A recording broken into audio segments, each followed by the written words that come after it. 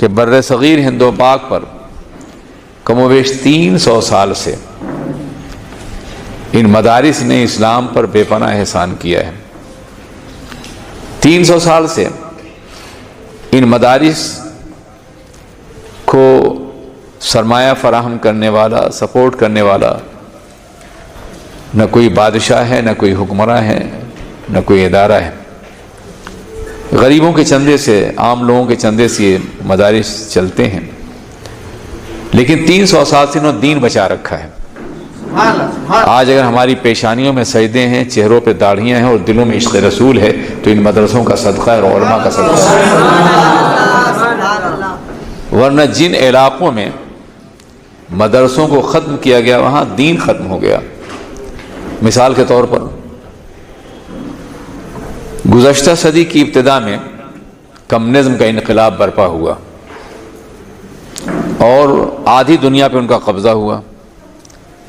انہوں نے سمرقند ہے، بخارا ہے، تاشقند ہے، ازبکستان ہے، تاجکستان ہے، قازقستان ہے، مشرقی یورپ میں یوگوسلاویہ ہے، بلغاریہ ہے، بلقان کی ریاستیں ہیں، البانیہ ہے، ان پر ان کا کنٹرول ہوا۔ یہاں مدرسے بند کر دیے گئے، آج اسلام نہیں ہے۔ امام بخاری کی سرزمین پہ کلمہ پڑھنے والے آپ کو نہیں ملیں گے۔ وہ محدثین جنہوں نے وسط ایشیا سے پوری دنیا کو فقہ اور حدیث کی تعلیم دی تھی، آج وہاں اسلام کو سمجھنے والے موجود نہیں، اس لیے کہ وہاں پہلے درسگاہیں ختم کی گئی، مدرسے ختم کیے گئے۔ جب تک یہ مدرسے رہیں گے اسلام زندہ رہے گا۔ اس لیے انہیں چھوٹا یا کمتر مت سمجھیے، بلکہ انہیں اسلام کی روح اور اسلام کی زندگی تصور کیجیے، تعاون کیجیے، مدد کیجیے، بڑھائیے اور کوشش کیجیے کہ صرف غریبوں کے بچے نہیں بلکہ سرمایہ داروں کے بچے بھی دین پڑھیں۔ ہماری درسگاہوں میں بچے پڑھنے کم آتے ہیں، پلنے زیادہ آتے ہیں۔ یہ اور بات ہے کہ ان میں اللہ کچھ لوگوں کو پیدا کر دیتا ہے جو دین کی خدمت کرتے ہیں۔ آپ ذرا سوچیں کہ آپ کے شہر میں جو بچے پڑھنے آئے ہیں وہ آپ کے شہر کے نہیں ہیں بلکہ کہیں دور سے آئے ہیں۔ آپ کے بچے دین کیوں نہیں حاصل کرتے؟ کیا نظام مصطفیٰ کو باقی رکھنا صرف غریبوں کا کام ہے، سرمایہ داروں کا کام نہیں؟ کیا آپ کی ذمہ داری نہیں ہے کہ آپ اپنے بچوں کو دین پڑھائیں؟ مجھے یاد ہے 4-5 سال پہلے پاکستان میں ایرو ایشیا کے مالک فلائٹ چلتی تھی، یعقوب تبانی نے ایک جلسہ رکھا ایک بڑے ہال میں اور وہاں کے سارے سرمایہ داروں کو جمع کیا۔